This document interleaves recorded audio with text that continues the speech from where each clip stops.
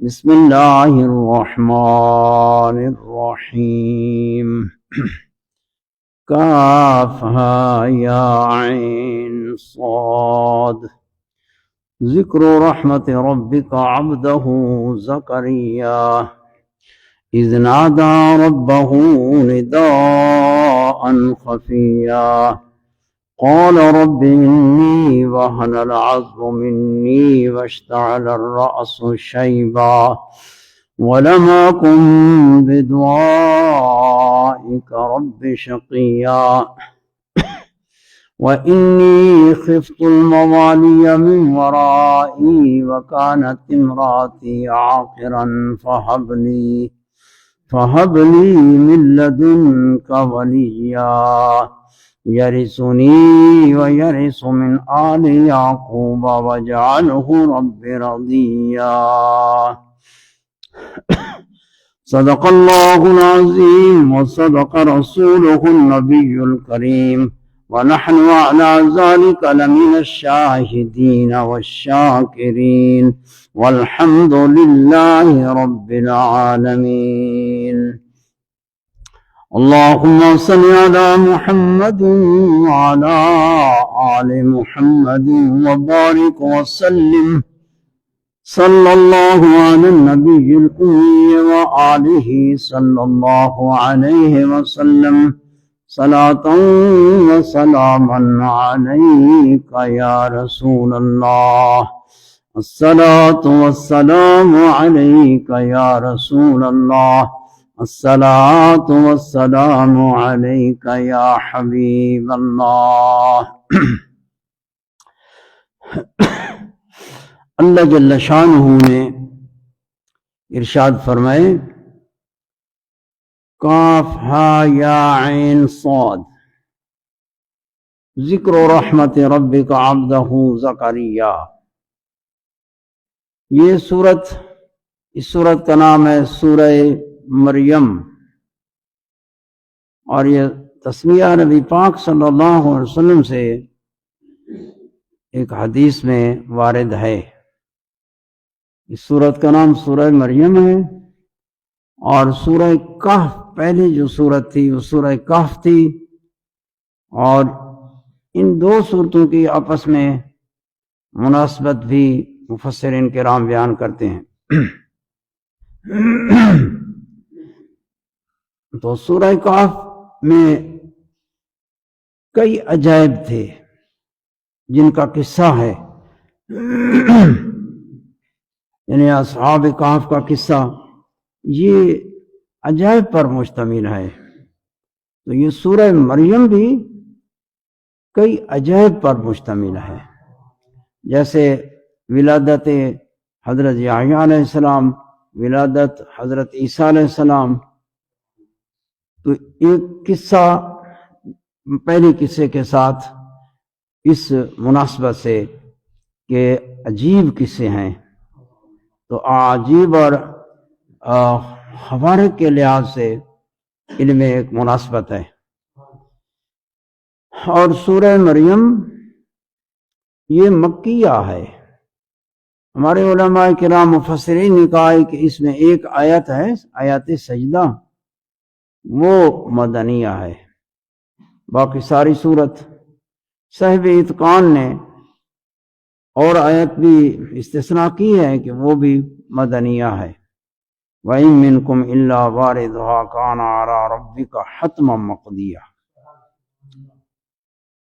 یہ تو حضرت عیسیٰ علیہ السلام کے جو اصحاب کہف تھے، تو ایک قول کے مطابق یہ کہ اصحاب کہف حضرت عیسیٰ علیہ السلام کی قوم سے تھے، اور ایک قول یہ بھی ہے کہ حضرت عیسیٰ علیہ السلام جب نزول فرمائیں گے آسمانوں سے زمین پر تشریف لائیں گے، یہ حدیث میں وارد ہے اور تمام آل اسلام کا یہ عقیدہ ہے. نزول عیسیٰ اور امام مہدی کا ظہور مہدی، نزول عیسیٰ، خروج دجال، دجال کو حضرت عیسیٰ علیہ السلام قتل کریں گے، اور اس وقت ایک قول یہ بھی ہے کہ اصحاب کہف اٹھیں گے، حضرت عیسیٰ علیہ السلام کے ساتھ ہوں گے۔ اگر یہ روایت ثابت ہو جائے تو یہ بھی ایک مناسبت ہے کہ حضرت عیسیٰ علیہ السلام اصحاب کہف حضرت عیسیٰ علیہ السلام کی قوم سے تھے، ان کے ساتھ اٹھیں گے۔ جب حضرت عیسیٰ علیہ السلام نازل ہوں گے تو اصحاب کہف بھی اس کا ساتھ دیں گے، ایک قول یہ ہے۔ اور ابتداء فرمائی بسم اللہ الرحمن الرحیم، تو بسم اللہ الرحمن الرحیم کا ذکر کسی جگہ میں نے کیا ہے کہ یہ ہر سورت کی آیت نہیں ہے۔ بسم اللہ الرحمن الرحیم یعنی پورے قرآن کی ایک آیت ہے، نازل ہوئی ہے سورتوں میں فصل بیان کرنے کے لیے کہ ایک سورت پوری ہو گئی ہے، دوسری سورت شروع ہے۔ بسم اللہ الرحمن الرحیم، اس لیے ہم جب نماز پڑھتے ہیں تو قرات جب جہر سے کرتے ہیں، فاتحہ پڑھتے ہیں تو فاتحہ کے اول میں بسم اللہ ہے، لیکن قرات الحمدللہ سے شروع ہوتی ہے۔ وہ امام شافعی اور ہمارے درمیان میں اس مسئلے میں ہے کہ امام شافعی سے فرماتے ہیں ہر سورت کی ابتدا میں جو بسم اللہ ہے یہ اس کی جز ہے۔ ہمارے نزدیک ہے کہ بسم اللہ قرآن مجید کی ایک آیت ہے، نازل ہوئی ہے، اور تکرار جو ہے تکرار یہ سورتوں کے درمیان فصل کے لیے آئی ہے، تو اصل اس سے شروع ہے۔ کاف ہا یا عین صاد، یہ حروف مقطعات، حروف مقطعات یہ متشابہات سے ہیں، اور متشابہات قرآن مجید کا ایک حصہ ہے۔ جیسے فرمایا هو الذی انزل علیک الکتاب منہ آیات محکمات ہن ام الکتاب واخر متشابہات، دوسرا حصہ متشابہات ہیں۔ اور قرآن مجید میں یہ فرمایا کہ وما یعلم تأویلہ الا اللہ، اس کی تفسیر تعویل متشابہات کی کوئی نہیں جانتا مگر اللہ۔ اس پر ایمان لانا کہ جو اللہ کی مراد ہے وہ حق ہے، اس پر ایمان لائیں۔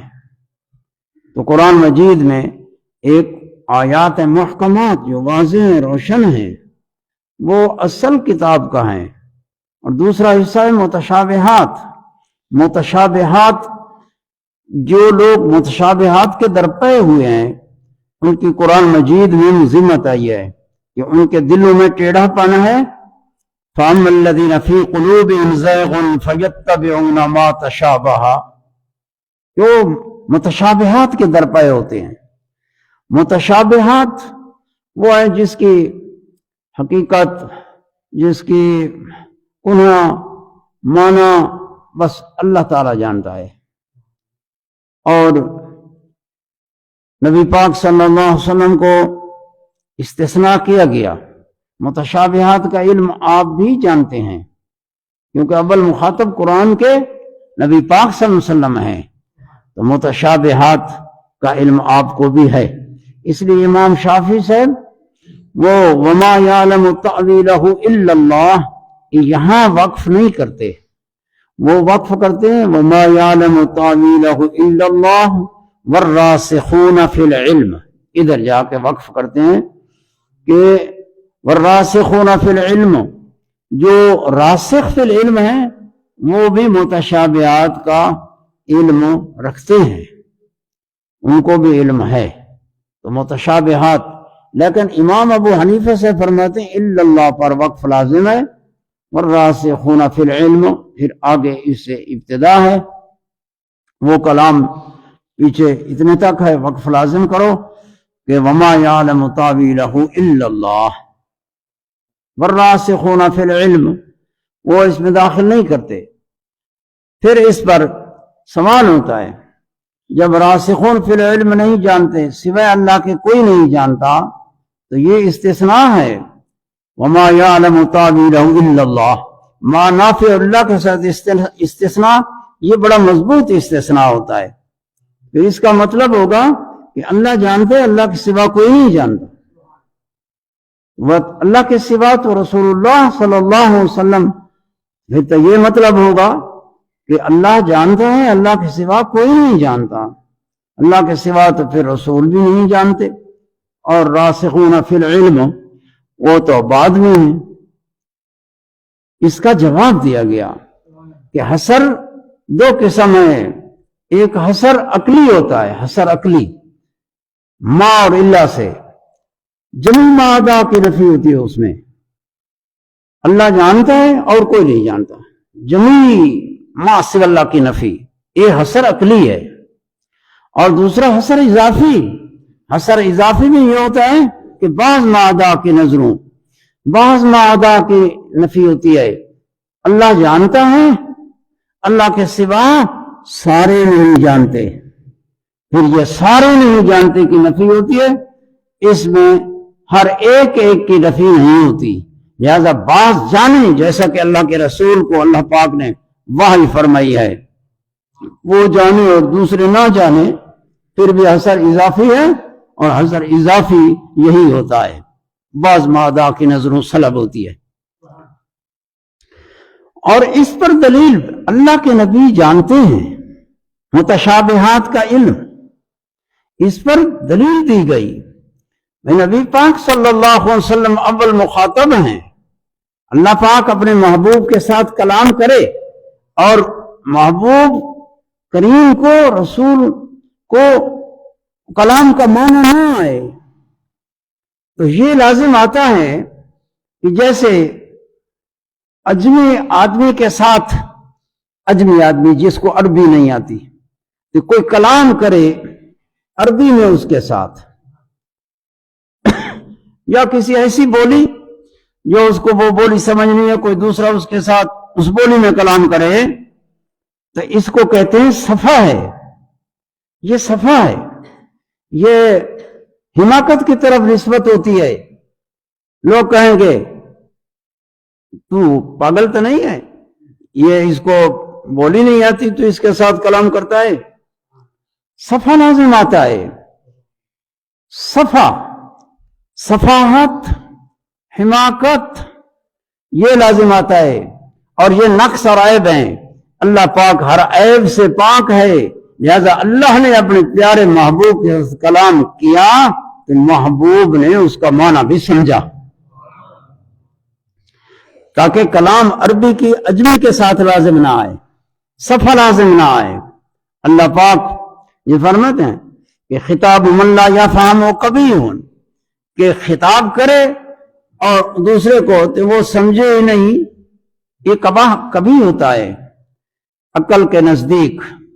تو یہ چیز ہے کہ نبی پاک صلی اللہ علیہ وسلم کو قرآن مجید کا سارا علم اللہ پاک نے عطا فرمایا ہے، جیسے فرمایا قرآن مجید میں لا تحرک بہ لسانک لتعجل بہ ان علینا جمعہ وقرآنہ فإذا قرأناه فاتبع قرآنه ثم إن علينا بيانه، ثم إن علينا بيانه یہ تنزیل کے بعد ہے کہ محبوب قرآن مجید تیرے سینے میں، ان علینا بیانہ، اس سے پہلے فرمایا ان علینا جمعہ، قرآن مجید کا جمع کرنا، اے میرے پیارے محبوب تمہارے دل میں، سینے میں، یہ میں اللہ کی ذمہ ہے، تمہارے سینے میں اللہ قرآن کو جمع کرے گا، کوئی شے قرآن سے ادھر ادھر نہیں ہوگی، اللہ نے ذمہ داری اٹھائی کہ محبوب کے سینے میں قرآن کو جمع کرے گا، ان علینا جمعہ، اور پھر فرمایا آگے ثم ان علینا بیانہ، پھر ہمارے اوپر بیان ہے قرآن کا۔ تو اللہ پاک نے ذمہ داری اٹھائی، تو اللہ نے اپنی ذمہ داری اور وعدہ پورا فرمایا کہ قرآن کا بیان فرمایا، رسول اللہ صلی اللہ علیہ وسلم نے بیان فرمایا لوگوں کے لیے۔ اللہ پاک نے فرمایا لِتُبَيِّنَ لِلنَّاسِ مَا نُزِّلَ إِلَيْهِمْ، میرے محبوب لوگوں کو بیان کرو جو لوگوں کے واسطے اترا ہے، جو لوگوں کے لیے اترا ہے وہ لوگوں کو بیان کرو، جو ہمارے لیے نازل ہوا وہ احکام شریعت کے احکام حضور نے بیان فرمائے۔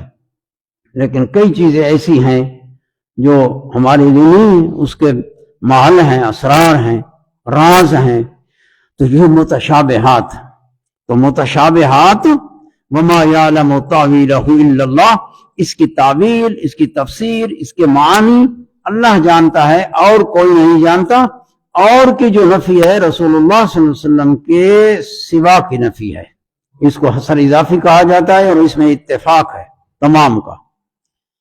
اب متشابہات میں ہے کیا؟ یعنی متشابہات میں اسرار ہیں، راز ہیں، یعنی اس طرح کے کہ قیامت کب قائم ہوگی، متشابہات میں یہ، جیسے بیضاوی نے یہ متشابہات کے بیان میں اسی آیت کے تحت ذکر کیا جزیات چند بطور مثال، یہ فرمایا کا طلوع شمس من مغربہا، کہ سورج مغرب سے پھر طلوع کرے گا، جب مغرب میں غروب ہو کے پھر طلوع کرے گا، قیامت کے آثار میں سے ہے، یہ متشابہات میں ہیں۔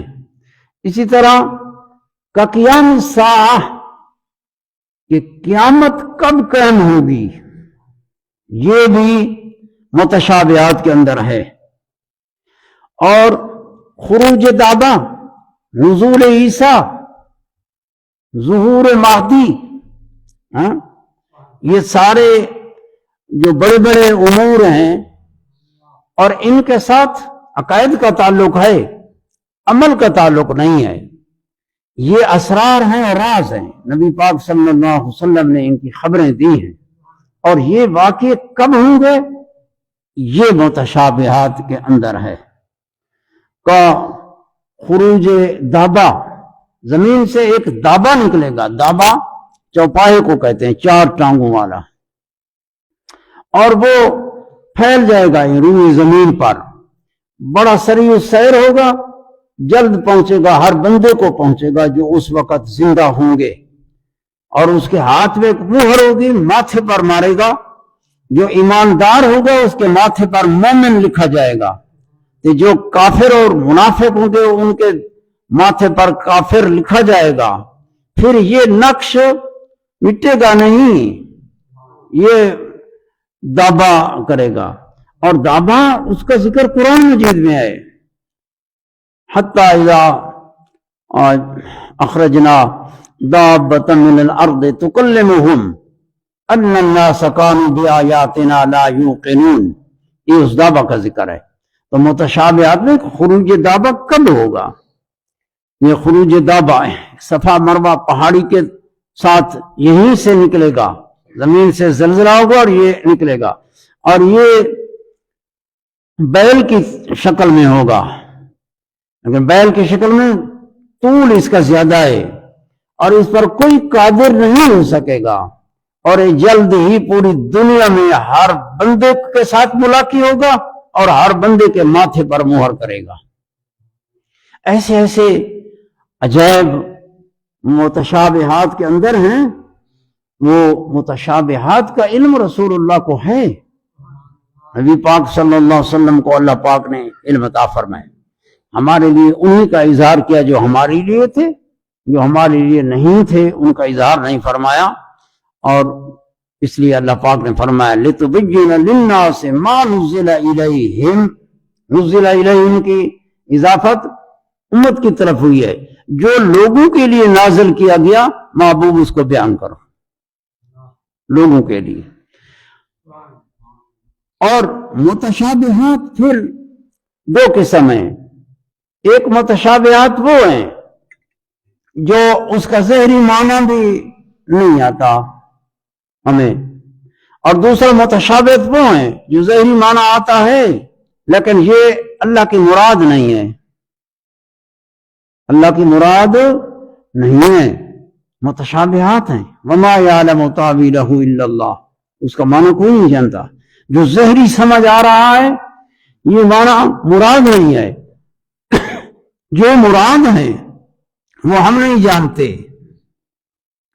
تو یہ متشابہات ہیں، جیسے فرمایا اللہ یستہزئ بہم، اللہ یستہزئ بہم ان کے ساتھ استہزاء فرماتا ہے۔ استہزاء کہتے ہیں مذاق کو، مذاق، اور یہ متشابہات سے ہے کہ اللہ ان کے ساتھ مذاق کرے، یہ متشابہات سے ہے۔ جو ظاہری معنی یہ مراد نہیں ہے، جو مراد ہے وہ ہم نہیں جانتے، بس اتنا کہیں گے۔ اللہ ان سے استہزاء فرماتا ہے، اس لیے اعلیٰ حضرت عظیم البرکت نے ترجمہ کیا، یہ بالکل صحیح ترجمہ ہے۔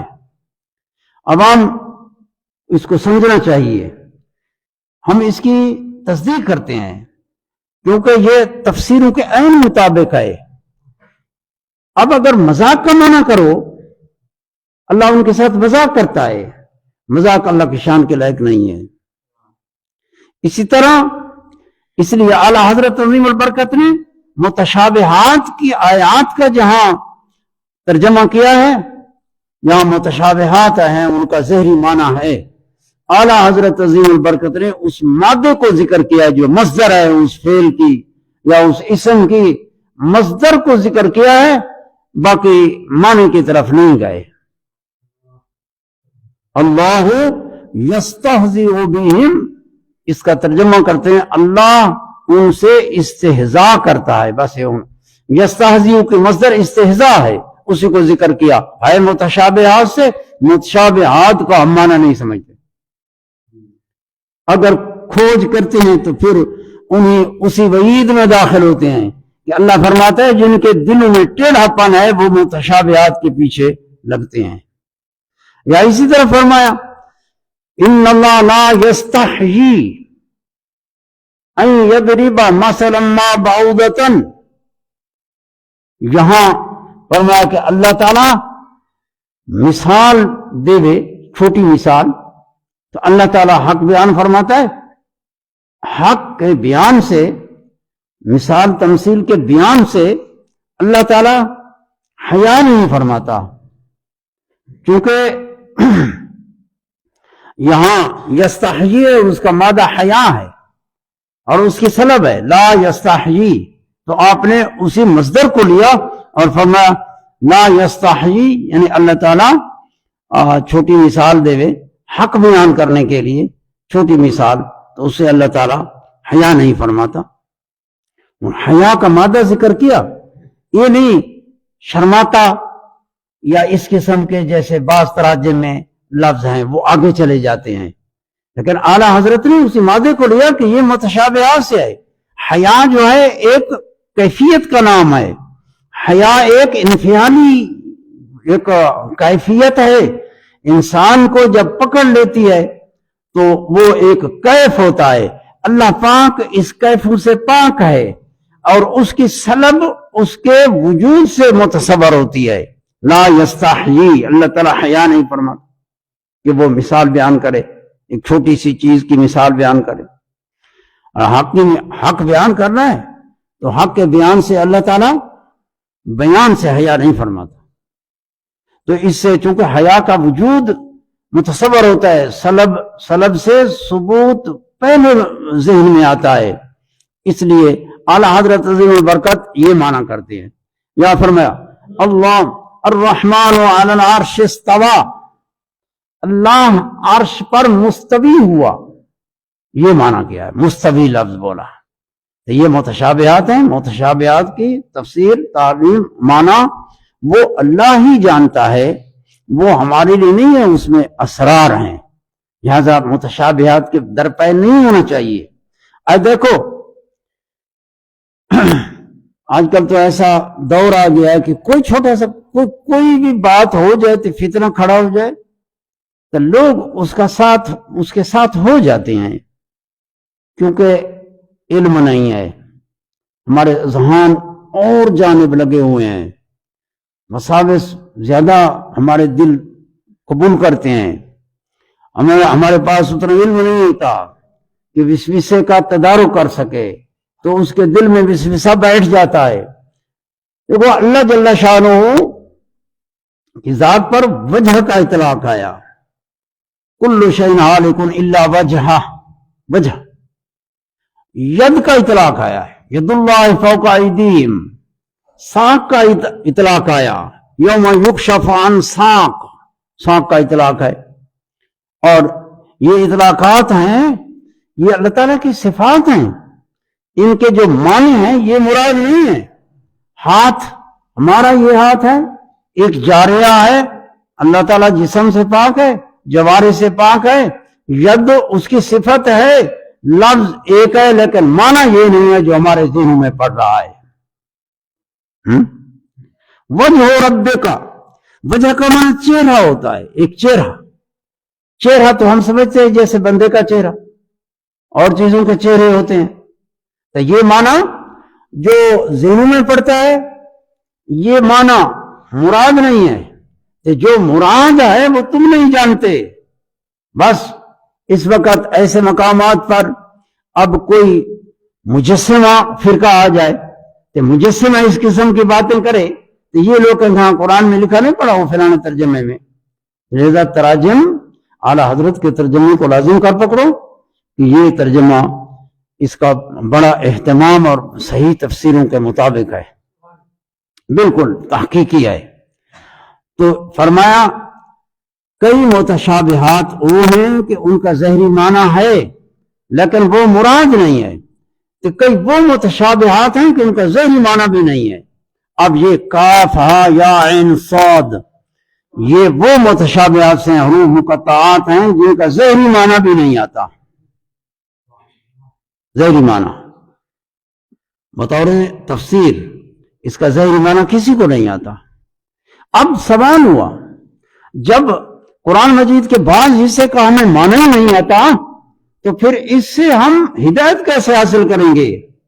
قرآن مجید تو ہدایت کی کلام ہے، یہ تو اس کا قرآن مجید نے بیان فرمایا، والراسخون فی العلم یقولون آمنا بہ، یہ ہدایت ہے کہ اللہ جل شانہ کا کلام ہے اور اس میں ایک مقام آ گیا جس کا ہمیں اس کا ظاہری معنی نہیں آتا، ہم مکلف ہیں، اب ہم کیا کریں گے؟ یعنی اس وقت امتحان ہے، امتحان یہ ہے کہ تم کہو ہم جو حق ہے، جو مراد ہے ان متشابہات سے وہ حق ہے اور ہم نے مانا اور ہم ایمان لائے، لیکن اس کو ہم جانتے نہیں ہیں، ہم جانتے نہیں کہ مانا کیا ہے، لیکن ہم ایمان لاتے ہیں کہ جو اللہ کی مراد ہے وہ حق ہے۔ جو اس طرح کرے گا وہ ہدایت پائے گا، کہ جو چینے کوئی کرے گا وَقَانَ الْإِنسَانُ أَكْثَرَ شَيْءٍ جَدَلًا، وہ گمراہ ہوگا۔ تو متشابہات سے ہماری جو ہدایت ہے وہ اتنی ہے کہ متشابہات کو مانو، اور یہ اللہ کا کلام ہے، اس کے اندر اسرار ہیں، راز ہیں، بس تم کہو کہ جو اللہ کی مراد ہے ہم ایمان لائے، لیکن ہمیں اس کا علم نہیں ہے کہ مراد کیا ہے۔ اب یہ ایسا یعنی اللہ جل شان نے ایسا فرمایا، ایسا کیا۔ بندے دو قسم ہیں، ایک بندے ہیں علماء، دوسرے بندے ہیں غیر عالم۔ اللہ تعالیٰ نے ہر شخص کو مکلف فرمایا، اور تکلیف ایسی جو طبیعت کے خلاف ہے، ہمیشہ تکلیف ان چیزوں کے ساتھ ہوتی ہے جو بندے کی طبیعت کے خلاف ہوتی ہیں، بندے کی طبیعت نہیں چاہتی لیکن کرنا ہوتا ہے، مکلف ہے بندہ۔ عالم مکلف ہے اور جاہل بھی مکلف ہے. عالم کو اللہ نے تکلیف دی، فرمایا کہ عالم کی طبیعت کا تقاضا یہ تھا کہ ہر مسئلے کی انتہا تک پہنچے، ہر مسئلے کی گہرائی تک پہنچے. جہل کی طبیعت کا تقاضا یہ تھا کہ علم سے دور بھاگتا ہے، وہ بس وہ ان پڑھ رہے تھے، جہل رہے، طبیعت ثقیل ہے، وہ نفرت کرتی ہے. یہ بڑا مشکل کام ہے، تحصیل علم کرنا یہ مشکل کام ہے، اس کی طبیعت چاہتی نہیں ہے. لیکن اللہ پاک نے طبیعت کے خلاف تکلیف دی، مکلف کیا کہ جو جہل ہیں وہ علم حاصل کریں. علماء کی طبیعت کا تقاضا یہ تھا کہ ہر مسئلے کی گہرائی تک پہنچیں، لہذا وہ چاہتے تھے کہ متشابہات سے کیا مراد ہے ہم اس کو پائیں. لیکن اللہ پاک نے ان کی طبیعت کے خلاف انہیں مکلف کیا کہ ٹھہر جا، یہاں آگے تو نہیں جا سکتا. اس لیے قرآن مجید میں جب سورہ بقرہ شروع ہوتی ہے تو فرمایا الف لام میم. الف لام میم اس کا معنی عالم مفسر بہت بڑا محقق وہ کیا کہے گا؟ وہ اس کی تفسیر میں کہے گا اللہ اعلم بمرادہ بذالک، بس اللہ بہتر جانتا ہے جو اس کی مراد ہے، یہ اس کی تفسیر کرے گا. مطلب کیا ہے کہ جو اللہ کی مراد ہے وہ حق ہے، میں ایمان لایا اور مجھے اس کا علم نہیں ہے. اللہ پاک نے فرمایا بسم اللہ پڑھیے اور الف لام میم. اب وہ چاہتا تھا کہ اس کے معنی کو ادراک کروں، اللہ نے فرمایا اس میں کھوج نہ کر، بس ادھر تیرا امتحان ہے، تو کہے کہ میں نے مانا جو اللہ کی مراد ہے وہ حق ہے. یہ ہوتے ہیں متشابہات، اور متشابہات کے دو قسم کے ظاہری معنی ہے لیکن مراد نہیں. لیکن جو کئی ایسے متشابہات ہیں کہ ظاہری معنی بھی ہمیں سمجھ نہیں آتا. اب بہت ساری چیزیں، ایک ہے تفسیر، یہ تو آ گئی. ایک ہے تعویل. تعویل میں کاف ہا یا عین صاد، یہ حتمی بات نہیں ہوتی، یہ روایات صحابہ کرام سے پہنچی ہیں. حضرت رسول اللہ صلی اللہ علیہ وسلم سے بطور تعویل ہوتی ہیں کہ کاف ہا یا عین صاد یہ کیا ہے. ایک روایت کہ کاف یہ حروف ہیں اللہ تعالیٰ کے اسماء صفات سے مخفف کیے گئے. کاف کافی سے، اللہ کی صفت ہے کافی، اللہ کافی ہے. ایک کاف کافی سے خبر دیتا ہے، کافی. ہاں ہادی، ہادی اللہ ہادی ہے. اور یا حکیم، عین علیم، صاد صادق، اور اسی طرح روایات تعویلاً ہیں حضرت عبداللہ بن عباس سے. اور دوسرا کاف ہا یا عین صاد، یہ اللہ تعالیٰ کے اسماء سے ایک اسم ہے جو اللہ تعالیٰ قسم اٹھاتا ہے تو یہ اس اسم سے اٹھاتا ہے. کئی ایسے ہوتے ہیں اسماء جو قسم کے ماحول میں آتے ہیں، جیسے عربی میں کہتے ہیں مہیم، ایک لفظ ہے یہ قسم میں اٹھایا جاتا ہے. تو اللہ تعالیٰ نے قسم اٹھائی ہے تو یہ اللہ تعالیٰ کا اسم ہے، اور محل قسم میں جب اللہ قسم کھاتا ہے اٹھاتا ہے تو ایک یہ اسم ہے اللہ کا جس سے قسم اٹھاتا ہے. یعنی کاف ہا یا عین صاد یہ اسم ہے من اسمائہ تعالی، اللہ تعالیٰ کے اسماء سے ایک اسم ہے. اور کاف ہا یا عین صاد اس کی تائید بھی ہے کہ حضرت علی رضی اللہ تعالیٰ عنہ جب دعا مانگتے تھے تو آپ فرمائیں یا کاف ہا یا عین صاد اغفر لی، اے کاف ہا یا صاد मेरी बख्शिश फरमा। तो निदा हर्फ निदा का और मुनादा ये जो इसम होता है, तो काफ हा या ऐन स्वाद इसम है अल्लाह ताला के अस्मा से।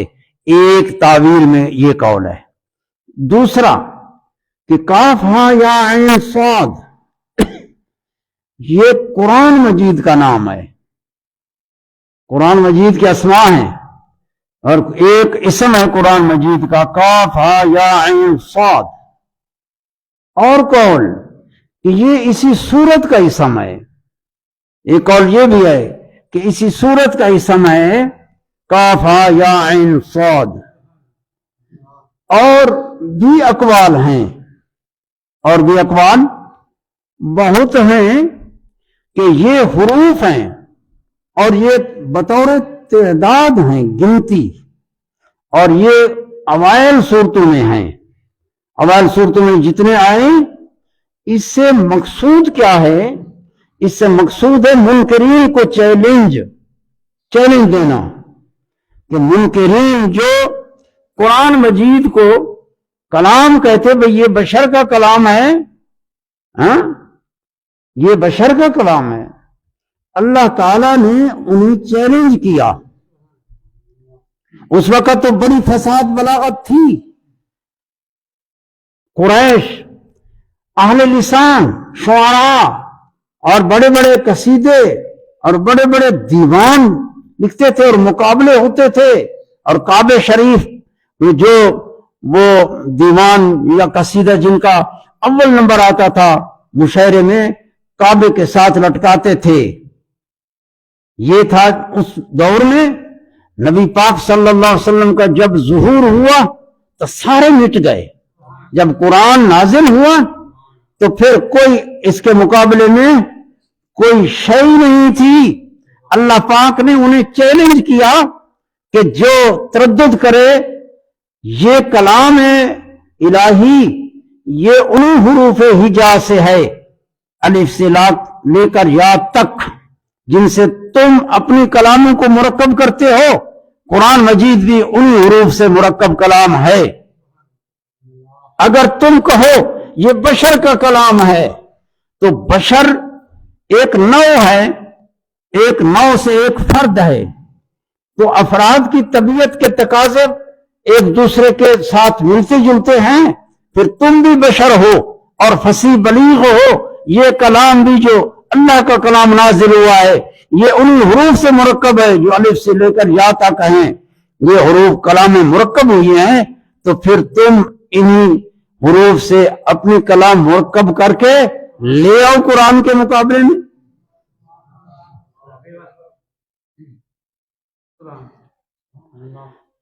ये फरमाया गया, ये कान खड़काए गए। कहीं फरमाया गया अलिफ लाम मीम, ये मुनकरीन के कान खड़काए गए कि वो मुतवज्जी होगा कि क्या मतलब है अलिफ लाम मीम। जब सुनेगा ये किसी बशर की कलाम में है, कि जब कलाम करे कोई ऐसे हुरूफ बोले ये अल्लाह का कलाम है, तो जो भी बंदा होगा कान रखेगा। अल्लाह पाक उसके कान खड़काता है, जो आगे कलाम आ रही है ये इन्हीं हुरूफ से मुरक्कब है। अगर तुम्हें शक है, अला इन कुंतुम फी रैबिन मिम्मा नज़्ज़लना अला अब्दिना फातू बिसूरतिन मिन मिस्लिही, एक छोटी सी सूरत बना के ले आओ। या माशरल जिन्नि वल इंस, ऐ इंसानों ऐ जिन्नो, सारे इकट्ठे थी वो, तो कुरान के मिसल कोशिश करो। लेकिन अल्लाह पाक ने फरमाया कि सारे इकट्ठे थी वो, रब के कलाम की मिसल तुसा एक सूरत, छोटी सी सूरत, एक आयत में भी ले आ सकते। कुरान मजीद में इन चैलेंजों का उनको चैलेंज किए गए जो आज तक मौजूद हैं। फरमाया अगर तुम ना कर सको तो फइल्लम तफालू, अगर ना कर सको, वलन तफालू, اور ہرگز مقابلہ قرآن کی مثل پر قادر نہیں ہو سکو گے۔ یہ خبر ہے غیب کی۔ جب قرآن مجید نازل ہوا تو ان کو چیلنج کیا گیا، فرمایا گیا اگر تم نہ لے آ سکو، اب یہ تھا نہ لے آ سکیں، بھائی مثلتا ہے تو نہیں لے آ سکتے، ہو سکتا ہے مثلتا ہو قرآن کی لیکن یہ لانے پر قادر نہ ہوں۔ قرآن نے خبر دی لن تفعلوا، ہرگز نہیں لے آ سکو گے۔ کتنا عرصہ گزر گیا، قرآن نازل ہوا اور صدیاں گزر گئیں، کہ دشمنان کتنے تھے، کچھ کر سکے کہ قرآن کے مقابلے میں کوئی کلام لے آئے؟ تو فرمایا وَإِن لَّمْ تَفْعَلُوا وَلَن تَفْعَلُوا، جب یہ بات ثابت ہو گئی تو فرمایا فَاتَّقُوا النَّارَ الَّتِي وَقُودُهَا النَّاسُ وَالْحِجَارَةُ أُعِدَّتْ لِلْكَافِرِينَ، تو پھر فرمایا پھر اس آگ سے ڈرو جس آگ کا ایندھن پتھر ہیں اور لوگ ہیں، اعدت للکافرین، انہیں منکرین کے لیے تیار کی گئی ہے، پھر اس سے ڈرو، ہے نا؟ تو یہ ہے حروف مقطعات جتنے ہیں، کاف ہا یا عین صاد، یہاں یہ ذکر فرمائے، کہیں فرمایا طٰہٰ، کہیں فرمایا یاسین، کہیں فرمایا الف لام میم، کہیں فرمایا الف لام میم را، راز ہیں، یہ حروف ہیں اور یہ چیلنج کے لیے۔ اور ایک ہے کہ یہ حروف مقطعات ان کے اندر اسرار ہیں، ان کے اندر راز ہیں جو اللہ تعالیٰ ہی اس کے ساتھ خاص ہے، سمجھے نا؟ اب اس کے اندر راز ہیں، یعنی یہ کیسے راز بولتے ہیں، یہ حروف بولتے ہیں، الف لام میم، اس کے اندر جو راز بدیت رکھے ہیں اللہ پاک نے، یہ حروف اللہ کے رسول کے ساتھ بولتے ہیں، ہمارے اندر یہ راز ہے، ہمارے اندر یہ راز ہے، ہمارے اندر یہ راز ہے، یہ بولتے ہیں، ان کے اندر راز ہیں اور اسرار ہیں، اور یہ اس طرح نطق کرتے ہیں، یعنی یہ کیسے حروف نطق کرتے ہیں، یہ نقوش ہیں، یہ نطق کیسے کرتے ہیں، تکلم، اگر یعنی ایسے کرتے ہیں جیسے کنکریاں نطق کر رہی تھیں اور کنکریاں کلمہ پڑھ رہی تھیں، منکر کی مٹھی میں وہ کہتا ہے کہ بتاؤ یہ کیا ہے اس میں، تو آپ نے فرمایا میں بتاؤں یا وہ خود بتائیں؟ کنکریاں بولتی ہیں اشہد ان لا الہ الا اللہ واشہد ان محمد الرسول اللہ، یہ کنکریاں نطق کرتی ہیں، تو حروف بھی اسی طرح نطق کرتے ہیں، ان میں اسرار ہیں اور راز ہیں اللہ نے رکھے ہیں۔ تو یہ آ گیا مسئلہ کاف ہا یا عین صاد۔ آگے ہے ذکر رحمت ربک عبدہ زکریا، ذکر رحمت ربک، یہ ذکر رحمت ربک، اے میرے پیارے محبوب تیرے رب کی رحمت کا ذکر ہے، یہ کاف ہا یا عین صاد، حاضر مطلوب یا فیما یتلا علیکم، جو آگے آ رہا ہے یہ اللہ تعالی تیرے پروردگار کی رحمت کا ذکر ہے، رحمت کا ذکر ہے۔ رحمت عبدہ، یہ عبدہ کا ذکر ہے، وہ اللہ کا خاص بندہ عبدہ، وہ کون ہے؟ فرمایا زکریا، حضرت زکریا علیہ السلام، یہ رحمت ہے ان پر، اللہ جل شانہ نے اپنے خاص بندے پر رحمت فرمائی ہے، اور وہ خاص بندہ حضرت زکریا علیہ السلام ہے، اس کے اوپر اللہ کی رحمت ہوئی ہے، اس رحمت کا ذکر ہے، یہ سورت اس رحمت کا ذکر ہے۔ یہ قرآن اس رحمت کا ذکر ہے. اذ نادا ربہ، یہ ظرف ہے رحمت کا جو ندا دی. نادا ینادی نداءن، نداءن دمانا دعاءن، نادا دعا ندا، یعنی حضرت زکریا علیہ السلام نے دعا مانگی. نادا دعا مانگی، ربہ اپنے رب سے.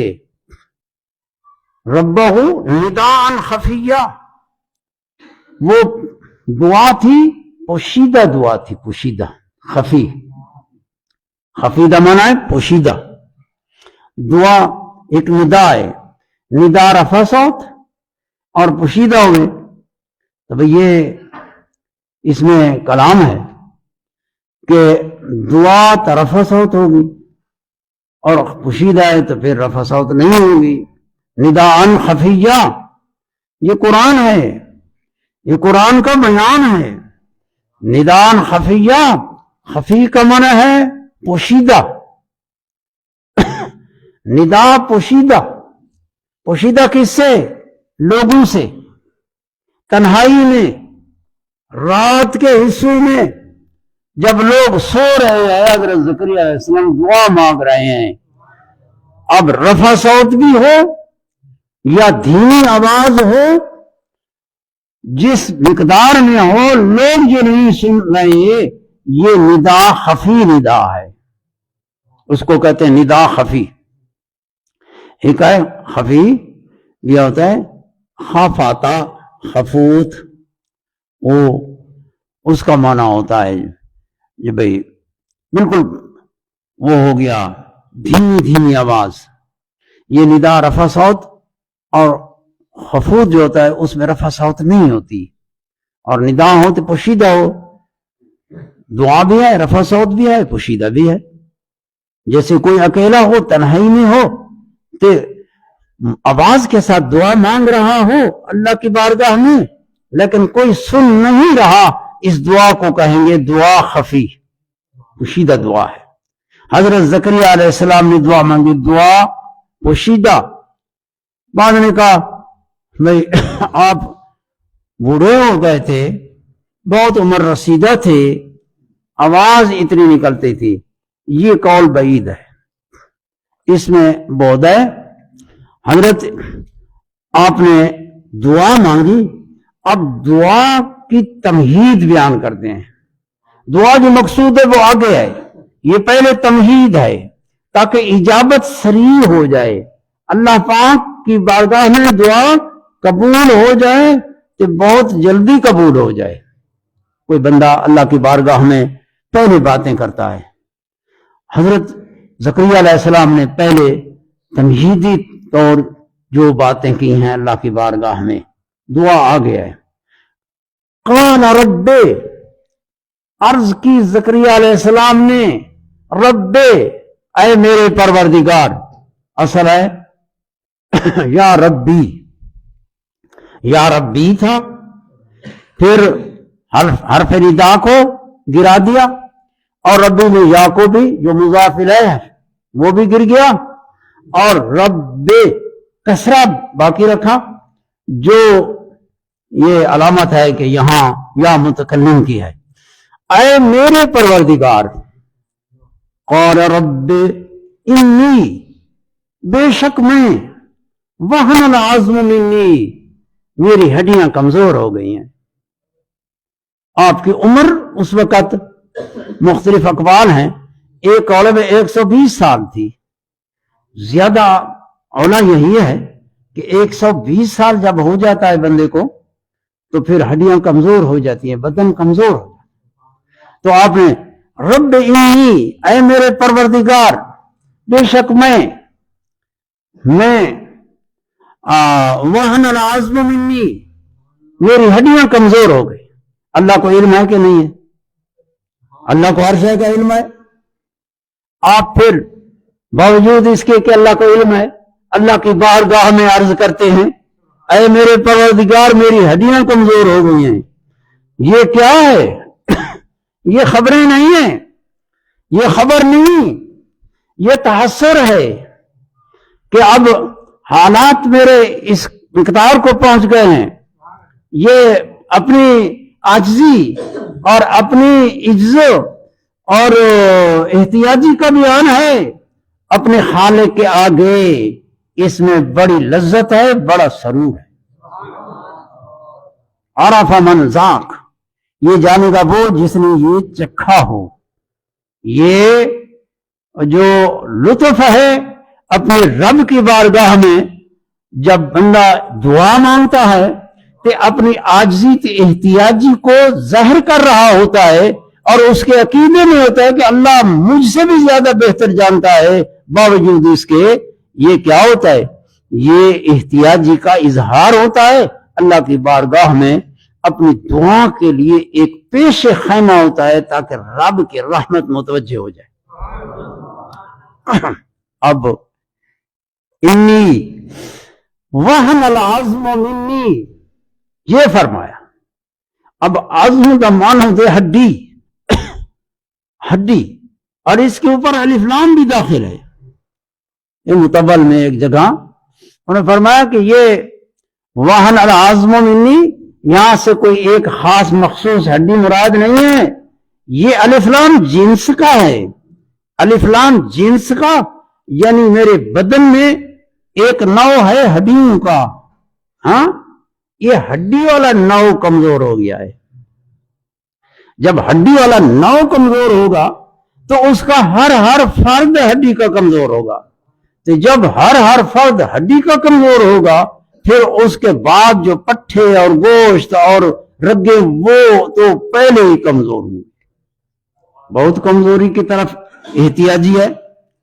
اگر یہ کہا جائے کہ انی وہنت العظام، وہنت العظام، عظام ہڈیاں، تو ہو سکتا ہے جو بھئی میری ساری ہڈیاں کمزور ہو گئیں، کل واحد، تو ہو سکتا ہے بعض مضبوط ہو، اور اکثر تو کہہ سکتے ہیں وہنت العظام منی، میری ہڈیاں کمزور ہو گئی ہیں۔ یہ علمی فرق ہے، ہمارے علم معانی میں متبل میں ایک جگہ بیان کیا گیا ہے، یہ عام لوگوں کے لیے نہیں ہے مسئلہ، یہ طلباء کے لیے۔ انی وہن العظم منی، آپ فرمایا منی، یہ ارشاد فرمایا وہنا عظمی، میری ہڈی کمزور ہو گئی، یہ نہیں فرمایا وہن العظام منی۔ یہ حال ہے، اس حال میں کہ وہ ہر ہڈی میری ہے، میری ہڈیاں ہیں، مطلقاً نہیں ہے، یعنی انی وہن العظم منی۔ اس کے بعد دوسرا واشتعل الرأس شیبا، واشتعل، اشتعال کہتے ہیں آگ کا شعلہ، آگ کا شعلہ ہوتا ہے، آگ جو بھڑکتی ہے شعلہ مارتی ہے۔ راس کا معنی سر، شیب کا معنی جب بڑھاپا ہو جاتا ہے، داڑھی چٹی ہو رہی ہے اور کھمبور دکار سفید ہو گیا، یہ اس کا بیان ہے۔ واشتعل الرأس شیبا، بڑی فصاحت ہے قرآن میں، اتنی فصاحت بلاغت بشر کہاں بول سکتا ہے؟ یہ تو تمہیں علم ہونا چاہیے، تم تو ترجمہ دیکھتے ہو، تو ترجمے میں بھی پتہ نہیں لگتا ایک ترجمہ کے جائے ایک کے جائے، یہ صحیح ہے یا کہ کئی قسم کے ترجمے۔ تو میں عرض کر رہا ہوں کہ قرآن مجید معجز کلام ہے، معجز کا معنی ہے عاجز کر دینے والی،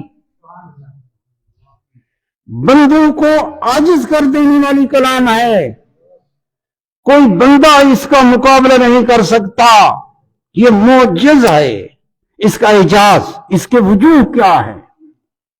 ایک وجوہ اعجاز کا یہ ہے کہ قرآن مجید فصاحت بلاغت کی انتہا کو پہنچی ہوئی کلام ہے، ایسی کلام بولنا بشر کی طاقت میں نہیں ہے۔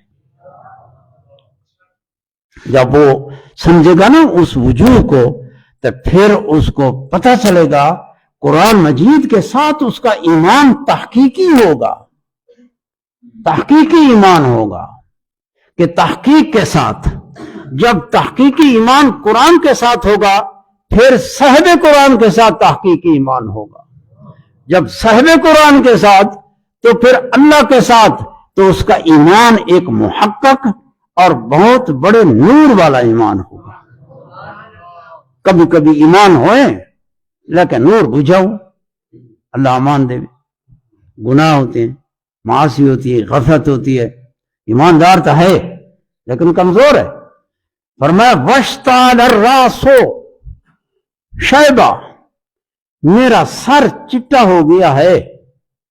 معنی یہ ہے، لیکن اس کو جس انداز سے قرآن مجید نے بیان فرمایا ہے نا، کہ حضرت زکریا علیہ السلام کی وہ دعا کی تمہید، واشتعل الراس شیبہ، یہاں کنائے ہیں، یہاں کے طالب علم کنائے نہیں سمجھے گا کہ کنائے ہیں، استعارے ہیں، طبیعہ، تصریحہ، مکنیہ، یہ اس میں ہیں، تو تم معنی ملا کے سمجھو کہ حضرت زکریا علیہ السلام فرماتے ہیں میرا سر چٹا ہو گیا ہے۔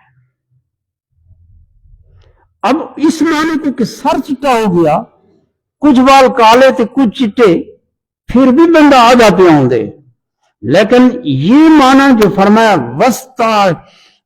واشتعل الراس شیبہ، یہ کلمات اس معنی کو ادا کر رہے ہیں کہ بالکل چٹا ہو گیا،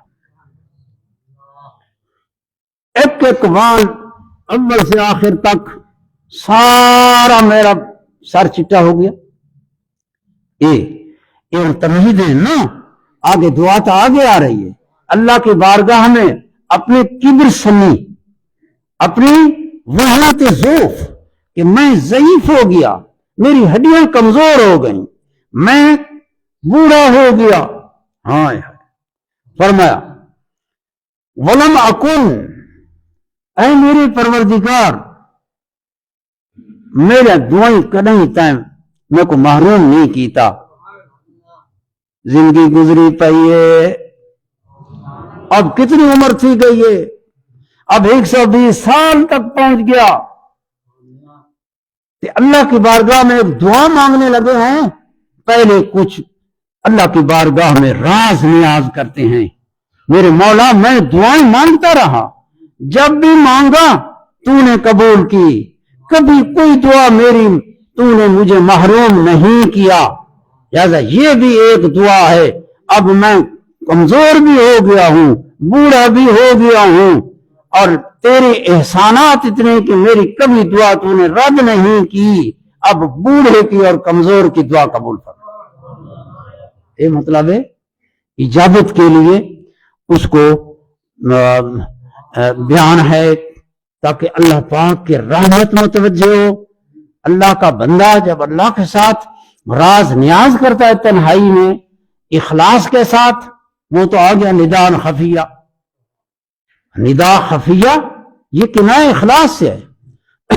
جب بندہ دعا مانگتا ہے، تنہائی ہوتی ہے، کوئی نہیں سنتا، بندے نہیں دیکھتے، اللہ کی بارگاہ میں بندہ دعا کے ہاتھ کھڑے کر کے دعا کرتا ہے، یہ اخلاص ہوتا ہے، بہت خلوص ہوتا ہے، اللہ کی رحمت متوجہ ہوتی ہے، تو یہ ساری دعائیں آ گئیں، ہے نا۔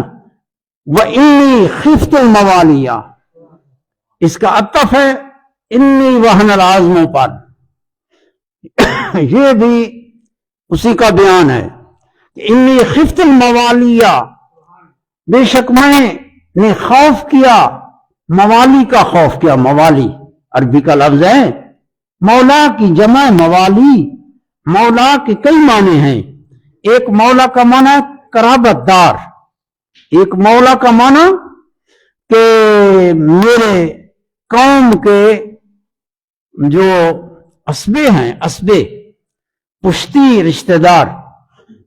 بعض روایت میں فرمایا گیا چونکہ قرآن مجید کی تفسیر ہے تھا بندہ عقل نہیں کی گال کر سکتا، یعنی جسارت نہیں کر سکتا، نور اور روشنی نال وہ بولے موالی، ایک تفسیر میں فرمایا موالی یہاں یہ چچے کے بیٹے مراد ہیں، حضرت زکریا علیہ السلام کے چچے کے بیٹے تھے، اور عام رکھو تو یہ تھے کہ داد کی پیڑھی سے رشتہ دار تھے، حضرت زکریا علیہ السلام کی اولاد نہیں تھی، اور آپ چاہتے تھے کہ میرا دین، احکام الہی کا اجرا، ترویج شریعت اور اشاعت میرے مرنے کے بعد میری اولاد میں نبوت بھی ہو جتنے تک اللہ چاہے، تاکہ یہ کام ہوتا رہے اور اس کا ثواب ہمیں پہنچتا رہے، اجراء شریعت۔ اس لیے آپ دعا مانگ رہے ہیں بیٹے کی کہ اللہ بیٹا عطا فرما، ایک ولی وارث عطا فرما جو اس کام کو آگے چلائے۔ اب میری ہڈیاں بھی کمزور ہو گئیں، میں بوڑھا بھی ہو گیا، اب موت کے آثار علامات ظاہر ہو رہے ہیں، اور میرے بعد مجھے خوف ہے ان موالی کا جو میرے چچا زاد بھائی ہیں۔ ذکر کیا ہے کہ یہ بنی اسرائیل سے شریر ترین لوگ تھے، آپ کو خوف لاحق ہوا اگر میں فوت ہوا اور میرے مشن کو چلانے والا میری اولاد سے نہ ہوا، نیکوکار ولی اور نبی اگر وہ نہ ہوا تو پھر یہ خلافت سنبھال لیں گے اور اس کا حق ادا نہیں کریں گے تو سلسلہ ہمارا یہ فوت ہوگا۔ تو آپ نے اس لیے فرمایا انی خفت الموالیہ، مجھے ان کا خوف ہے، من ورائی یعنی من بعد موتی، ورائی نہ مانا میرے پیچھے، یعنی میری موت کے بعد مجھے ان کا خوف ہے۔ اور فرمایا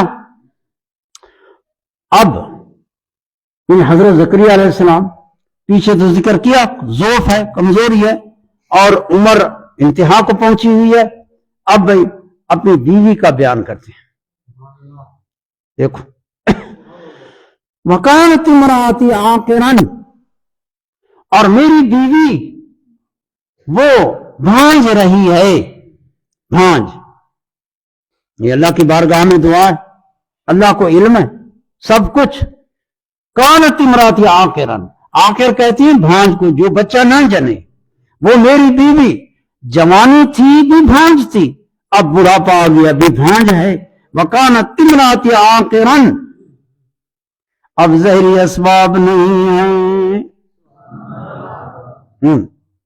ظاہری اسباب کہ جوانی ہوتی ہے، شادی ہوتی ہے، پھر عورت بچے دیتی ہے، وہ ایک وقت ہوتا ہے، بچے پیدا ہوتے ہیں، جب بندہ بوڑھا ہو جائے اور پھر بیوی بھی بوڑھی ہو جائے، خاص کر کے پھر وہ بیوی جو پہلے سے آکر ہو، آکر کا معنی جو بچے نہ جنے، بھانج جس کو کہتے ہیں۔ اور اس سے پتہ چلتا ہے کہ زکریا علیہ السلام وہ نہیں تھے، آکر مرد کو بھی کہتے ہیں، کہ مرد ہوتے ہیں جو اس کی اولاد نہیں ہوتی، تکلیف مرد کی طرف جاتی ہے، کبھی عورت ہوتی ہے۔ تو اب فرمایا کہ میری بیوی آکر ہے، بھانج ہے، تو میرے ظاہری اسباب نہیں ہیں، میرا مولا اب تو عطا کرتے اپنے فضل تے واسع قدرت سے عطا کر۔ ظاہری عادی اسباب ہوتے ہیں وہ تو ہیں نہیں، اب فہب لی من لدنک ولیہ، اے اللہ مجھے اپنی جناب سے ایک بیٹا عطا فرما۔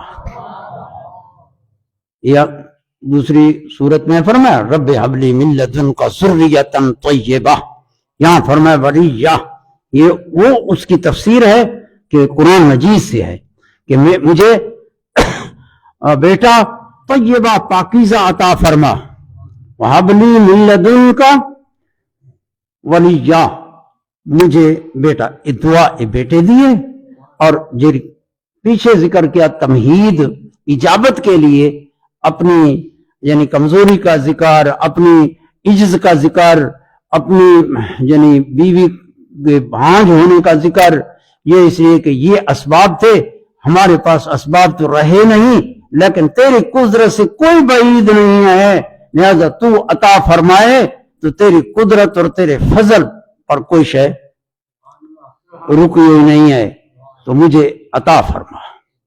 سمجھے نا؟ اتنے تک یہ آ گیا حصہ.